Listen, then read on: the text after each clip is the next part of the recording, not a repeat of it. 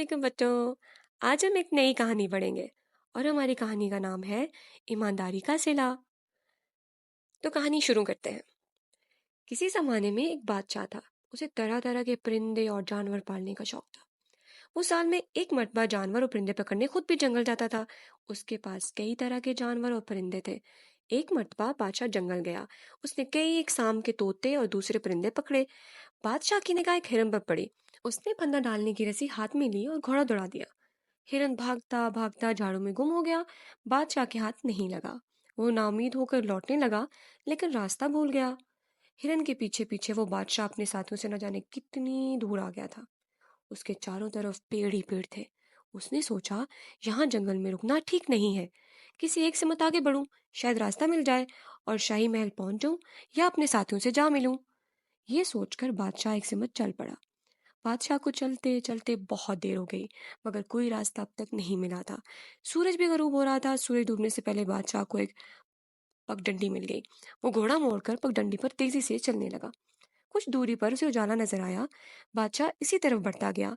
करीब पहुंचने पर उसने देखा कि एक झोंपड़ी के आगे एक किसान और उसकी बीवी बैठे हुए थे। किसान बादशाह को देखकर बहुत हैरत में पड़ गया। हतलाता वो बोला, जा बना, आप यहाँ मैं परिंदे पकड़ने आया था। एक हिरन के पीछे भागते हुए रास्ता भूल गया। अब रात में यहीं गुजारना चाहता हूँ, सवेरे चला जाऊंगा। बादशाह ने कहा। किसान बेचैन होकर बोला, जा पना, ये सब आप ही का दिया हुआ है, मगर आप यहाँ कैसे ठहरेंगे? मेरे पास तो एक अच्छा बिस्तर तक नहीं है। तो क्या हुआ? बादशाह ने कहा, अगर मैं किसान होता तो क्या शाही महल ही के मुलायम बिस्तर पर सोता? किसान ने बादशाह का घोड़ा एक दरख्त से बांध दिया और उसके खाने को कुछ घास भी डाल दिया।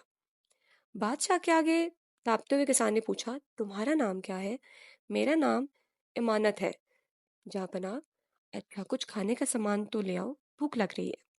जनाब, मेरे पास आपके खाने के लिए कुछ भी नहीं है। चंद सूखी रोटियां हैं, वो आप खा नहीं सकते। मैं खा लूंगा, तुम ले आओ।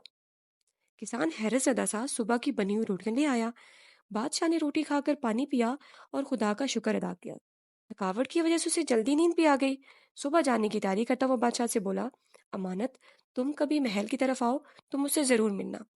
अब रास्ता बता दो, मैं चलूं। अमानत जब बादशाह को राह दिखाकर लौटा तो उसने बीवी के हाथ में सोने की जंजीर देखी। बीवी बोली, जिस जगह बादशाह सलामत सोए हुए थे वहां ये पड़ी थी। किसान ने बीवी के हाथ से जंजीर ले ली और बोला, जल्दी से दो चार रोटियां बना दो, मैं अभी शाही महल जाना चाहता हूँ। क्यों? आई हुई दौलत को क्यों ठुकराते हो? उसकी बीवी ने बोला। हमने कोई चोरी थोड़ी की है। अमानत ने जंजीर को उलट पुलट कर देखा। उसमें एक चमकदार हीरा भी लगा हुआ था। बीवी की बात सुनकर वो गुस्से से बोला, अपनी जबान को लगाम दो। ये जंजीर ना तेरी मेहनत की कमाई है और ना ही मेरी मेहनत की कमाई है। मैं इसे जरूर वापस करने जाऊंगा। अब मजीद कुछ बोलने की जरूरत नहीं, चुपचाप रोटियां बना दो। उसी दिन शाम तक अमानत शाही महल पहुंच गया। पहरेदार ने उसे सदर दरवाजे पर ही रोक दिया। वो उसे अंदर जाने नहीं देता था। उसने पहरेदार की बहुत खुशामद की। आखिर में उसने कहा, अच्छा, मुझे अंदर मत जाने दो। बादशाह सलामत से इतना कह दो कि कल शाम वाला अमानत आया है। पहरेदार मान गया और उसने खबर अंदर भिजवा दी। फौरन ही अमानत को अंदर बुलवाया गया। अमानत ने फर्शी सलाम करने के बाद जंजीर बादशाह के सामने रख दी। बादशाह खुश होकर अमानत से बोला, मैं तुम्हारी ईमानदारी से बहुत खुश हूँ। ये जंजीर मैंने जानबूझकर छोड़ी थी। जी जनाब, जानबूझकर? हाँ, मैं तुम्हारी ईमानदारी का इम्तिहान लेना चाहता था। तुम कामयाब हो गए हो, इसलिए इनाम के मुस्तहिक हो। देखो, ऐसा है कि शाही महल में खजांची की जरूरत है। मैं तुम्हें इस ओहदे पर रखना चाहता हूँ, क्या तुम्हें मंजूर है? जनाब का गुलाम हूँ, जो हुक्म दे वैसे जा पना। इस ओहदे के लायक मैं नहीं हूँ, फिर भी आप जो कहेंगे मैं तामील करूंगा। और दूसरे दिन ही मर्द ने खजांची का ओहदा संभाल लिया। किसी ने सच ही कहा है कि ईमानदारी का फल मीठा होता है।